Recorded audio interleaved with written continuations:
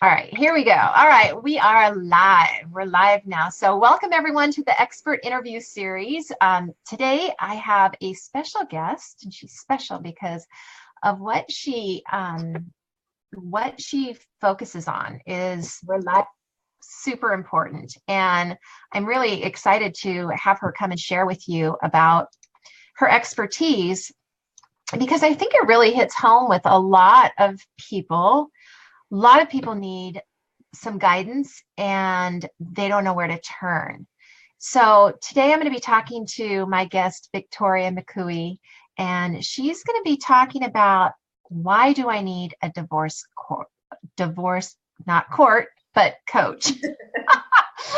So let me just say welcome to everybody, and give us some love, send some hearts our ways or some thumbs up, or let us know where you're at so we can say hi and comment.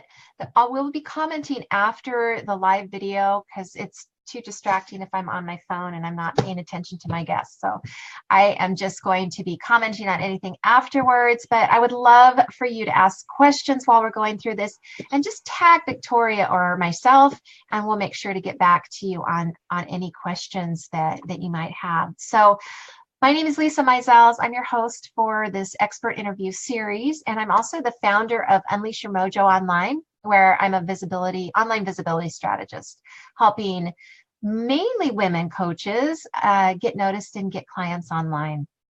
And I'm also the creator of the Empowered Living Show, which is an internationally acclaimed video show to help women understand that there's different ways that they can manage some of the challenges in their life.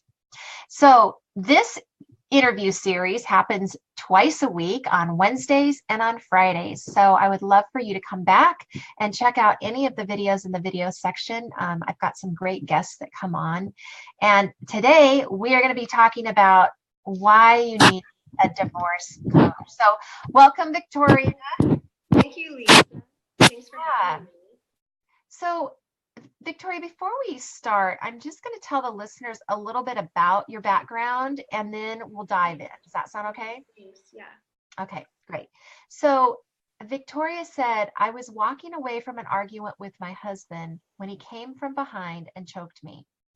For years, his abuse had been emotional, psychological, even financial, but this was the first time it had turned physical. And he did it in front of our 3 young sons. There was no question that I had to divorce him, not only for myself, but for my children. I couldn't let them think that they could one day treat their own wives this way without paying a very high price. I thought our case would be an open and shut case. I was the innocent party. He was the bad guy. I was wrong. It took 6 years for my divorce to be final, 6 long, brutal, excruciating years of lawyers, courtrooms, forensic psychologists, custody battles, kidnappings, expert witnesses, relocations, financial crisis, property sales, child support enforcement proceedings, and a litany of other horrific issues. Perhaps it was my background as a writer that led me to all of the research I did. I'd been an advertising writer ever since graduating from the University of Virginia, and at that point I'd had 20 years experience researching products and writing ads for them. I used that expertise to research my own divorce case. I wanted to understand everything I could about my husband's personality disorder, about divorce in general, and about co-parenting, and about the laws surrounding divorce. And because I had done all of this research and to save some time and money, I convinced my lawyers to allow me to draft my own court papers. But this was only the beginning of my journey. I soon realized that the stress and overwhelm caused by these protracted proceedings were taking a physical toll on me. I was losing weight, not sleeping, not exercising, and eating poorly. I wasn't able to enjoy my children the way I used to, the way I deserved. I didn't have the patience I once had, and in a word, I felt no joy. So in true writerly fashion, I hit the books once again by researching diet, exercise, balance, and overall wellness. I was able to devise a plan to get my energy and positive outlook back, and with it, the joy. The divorce also took a lot of toll financially, There was marital debt that I had never even known about, plus astronomical legal fees. I needed a plan for paying my bills and managing my money. So I researched money management and found a system that put me back on track. And once I got myself grounded and knowledgeable in all these areas, things started falling into place. My ex-husband seemed to be tired of sabotaging me. My children started thriving. I even fell in love again and remarried. I was so grateful for the enormous growth that I had experienced that I wanted to give back. I became a volunteer for the Coalition Against Domestic Violence, supported and encouraged women by imparting what I'd learned on my journey. But that wasn't enough. I wanted to help more women with my message, so I left my writing career to become a divorce coach. I am honored and humbled now to be able to share all that I've learned with the women all over the world. Wow. That's amazing. What an amazing journey. And being a writer and putting it into such terms that speak to people, I mean, a lot of people are going through some sort of domestic violence or court proceedings, and they don't know where to turn. They don't know how to research things. So I think what you're doing is so important. Thank you. Thanks. Well, you're welcome, but thank you for letting me tell more about the story. It was such a long, long road, and it didn't need to take that long, and it didn't need to take the kind of toll that it took on me. So if I can take what I went through and learn from that, and then give that knowledge to other women who don't have to go through and suffer the way I did, that would be the greatest gift to me, that it was all for a reason. Well, and I believe that that's why we have these life lessons that we go through, is to turn it around and help to give to other people, right? Our lessons are what we learn so that they can learn and help other people, and life goes on, right?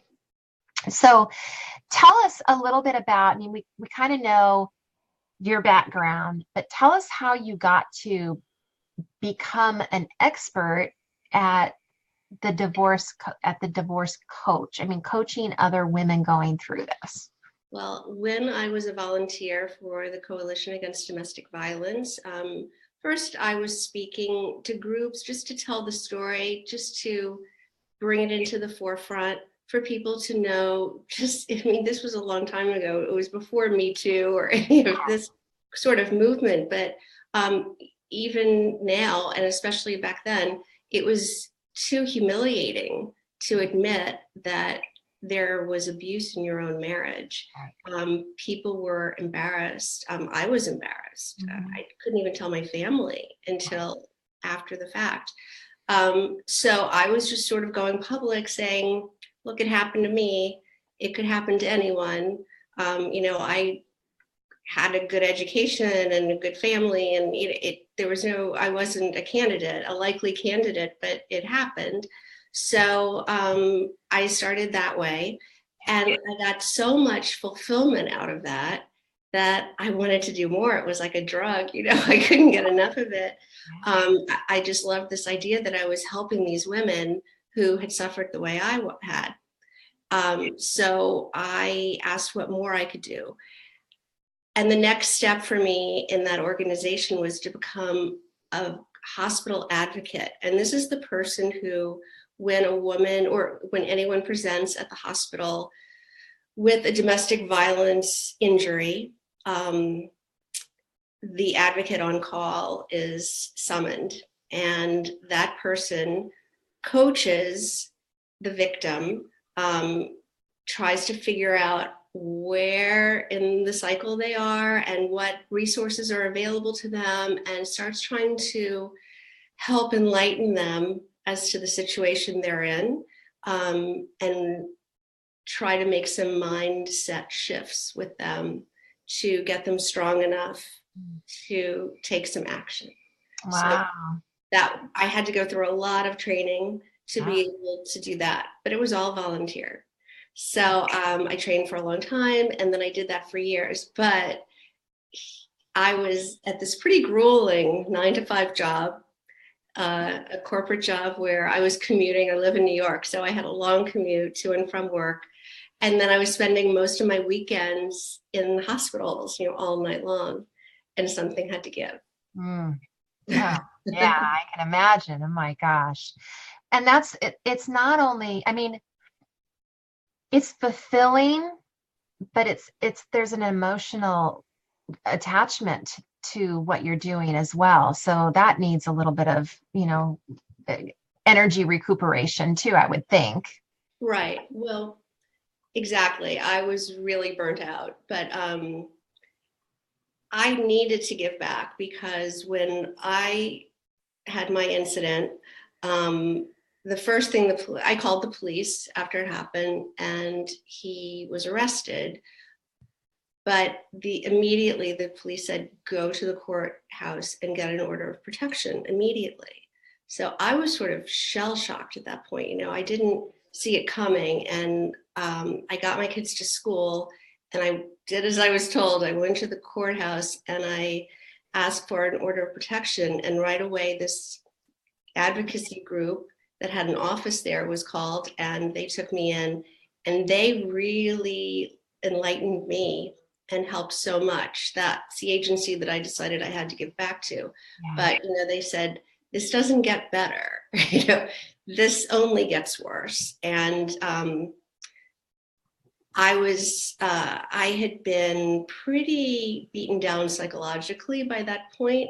So they had a lot of work to do on me to make me understand that going or letting this go, or thinking, okay, well, I have a lot invested in this marriage. I have 3 young children. I can't just give it up. I have to make every effort to fix it. But that would also at the same time be telling him and my children that this behavior was acceptable. So you just have to get to this line in the sand where it's been crossed and there's no going back. I realize now if I'd stayed, I might not be here, and what's worse for my children. So Absolutely. Wow. yeah.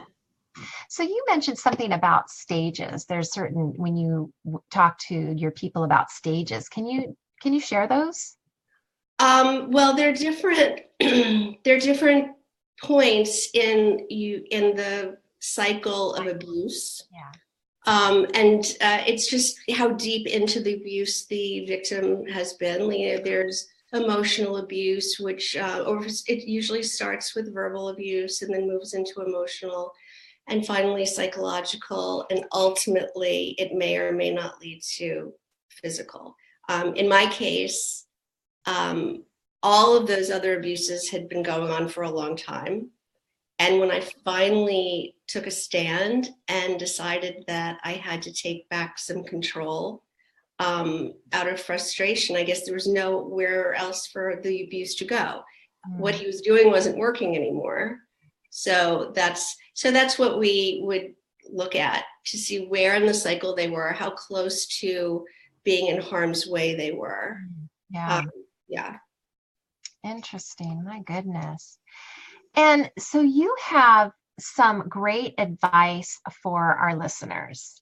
So I read what you are going to be talking about, and I think it's really important. So I would love for you to share your tip or strategy that is going to help somebody get like a major instant result if they heed your warning. Well, I tell women they need to compartmentalize. This is my my favorite trick. When you're going through a divorce, it's totally emotional. I mean, we're talking about your marriage, your family, your livelihood, your lifestyle, everything. It's hard not to be very emotional about it, but you have to treat the divorce as a business. And the only way you're going to be successful, and I call it win your divorce. I mean, nobody's really winning. You're getting a divorce, but you can win it physically, financially, psychologically, emotionally, mentally. You just have to look at it as a business. And when you go, you schedule time to get depressed or to have a breakdown or cry or whatever. But when it's time to deal with the business of your divorce, you have to put all of those things out of your head and deal with it as if you're a third party. And Makes sense. yeah, hard to do, but there are exercises that I work with my clients on to help them get to that place. The last one, the last time I was helping someone, she said what really helped her was she was so distracted at work. And her job was even more important to her than ever before. And it was a new job. So they didn't have any history on her. This was all they knew. And she was so distracted and she was afraid it would affect her job. Sure. So I told her to schedule appointments to think about her divorce.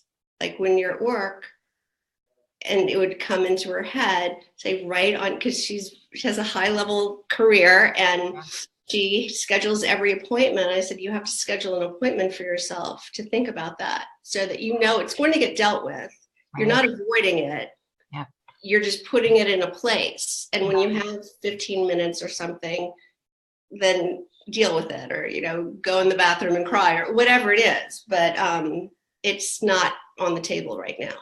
That's a great tip, because I've gone through divorce, and what it felt like to me was like I was trying to crawl out from this deep, dark well.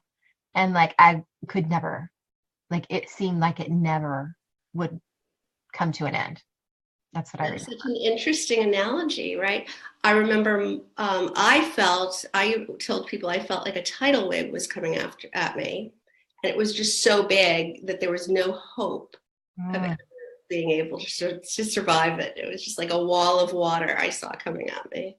Yeah, and I mean, for years upon years to have to endure that, it's gonna take a toll on you, right? So compartmentalizing is so important. Like put it on your calendar, you know, especially for successful, busy women that can't break down when they're, you know, especially at a new job. Right, a new job on top of it. So it's not like they can even say, well, you know, she's going through something right now and forgive it. You know, this is all they know. So how do you work with your clients? Everything is on phone or Skype. I do have the ability to meet one-on-one, like in person, but that isn't something that usually people want to do. Everybody's busy, you know, it's hard to get to a place to meet, and this works just fine too. So I have a program. It's a one-on-one coaching program that lasts 3 months. And every client I've had so far has wanted to renew for another, because you think divorce takes a lot longer than you think. So once you get used to or get spoiled by having someone there to help support you every step of the way, it's hard to let that go when you're still in the thick of it. Yeah. But anyway, we have 3 45-minute sessions a month, but in between they have constant access to me in that I have on my website, I have a private client portal that they can type into anytime and I'm alerted right away. So I can answer them as soon as possible, either with another email back or a phone call or whatever is necessary. Yeah, that's really important for people that are in crisis, right? Right. Yeah. And then, you know, my favorite thing I do for my clients is that because I was a writer and I also spent years and years writing my own court papers and communicating with my own lawyers, I found ways to be very efficient in those sort of communications. So I help my clients reduce their legal fees by minimizing the amount of communication they have with their lawyer. So I coach them on how to separate, you know, as soon as something happens, don't pick up the phone and call the lawyer. She calls me instead, or, you know, we talk about it and then gather it all up until it's the right amount of information. And then we put it in a very concise, well-drafted email so that the lawyer's spending a minimum of time. Yeah. Oh, wow. I bet that is so helpful because if you've never been through something like this before, I mean, the legal document and legal jargon, I mean, all of that is so foreign if you have not been in that system before. And so having somebody on your side that can actually support you and knows the system, I can imagine would be hugely There's a lot of writing involved in divorce. You have to write affidavits. You have, there are a lot of answers, and the lawyer will write it for you, but it can save a lot of money if you're giving him the first draft or her the first draft. And so that's something I love to help my clients do. Oh gosh, sounds like an amazing opportunity for people that are, that are really needing some help out there, to have somebody, an advocate on their side that has been through it and that has the writing background like you do, and knowing the system. So all of that wrapped together, can see would be such a valuable package. So yeah, it sort of all fell into place. yeah, isn't that interesting? I think that's what we're supposed to have happen, right? It's like you have to realize it while it's happening. So what kind of fun and exciting things do you have coming up? Do you have anything new planned or? Yes, I'm looking to launch my first webinar, which is exciting for me. Yeah. I don't have a date yet. I'm hoping it'll be in March, but pending. What's it going to be about? It's going to be about co-parenting, I think. Awesome. Well, then I'm seeing where I'm getting the most questions right now, and they seem to be mostly around co-parenting. I even started doing a weekly Facebook Live on Mondays at 1 p.m. Eastern. okay. It's very short, but it's called Manic Mondays because when kids come home from their dads, well, my clients are women, so I'm generalizing that, when they've been at dad's and you've been missing them, and then they come home hating you. And having been drinking the Kool-Aid at dad's about whatever, and how to deal with that. And hopefully have a couple of chuckles over some of the things that they do and say. So yeah. Oh, that's great. That's great support. And so where can people find you? So I have a website that is called divorcecourseforwomen.com. I'm on Instagram and a Facebook group called Divorce Course for Women also. Okay. Great. Well, I'm going to put those links up in the comment section. So if anybody's interested in learning more about Victoria and what she does, or maybe joining her group, or even, the upcoming webinar that you have on co-parenting, or whatever questions you get the most of, but maybe if you are joining Victoria in her group, club, whatever, you'll have an opportunity to voice your opinion on what to talk about as well, right, in the webinar. So yeah, great. So, on my website, of course, there's a calendar, and I'm always happy to give a complimentary session to anybody who might have questions about what coaching looks like, or if they're a candidate, if we would be a good fit, anything like that. They can schedule a call with me on my website. Awesome. Okay, perfect. Well, I'm going to put divorcecourseforwomen.com up in the comments after we're finished here. I'll edit it. And then, this has been great. Is there anything that I haven't asked you that you want to tell the listeners, viewers? No, I think I got it all in there. We have the Facebook Lives. I have other Facebook Lives during the week, and I'll post those on my Facebook page. Perfect. Awesome. Well, thank you again so much for being the light that you are, and helping people that are in such desperate need. I've been there. I know what it's like, and it's a lonely place. Nobody really gets it if they haven't been through it. Horrible. It's horrible. So yeah, to have an advocate is just amazing. You're doing an amazing work in the world. So thank you so much for doing that. And thank you, listeners, for being here, and viewers for watching. Whether you're watching the replay or you're here live with us, we really appreciate it. And come back again for the expert interview series on Friday, which happens at noon Pacific time. And then we'll see you then. And so thank you, Victoria. Thank you, Lisa. Okay, well, we will see you all later, and till next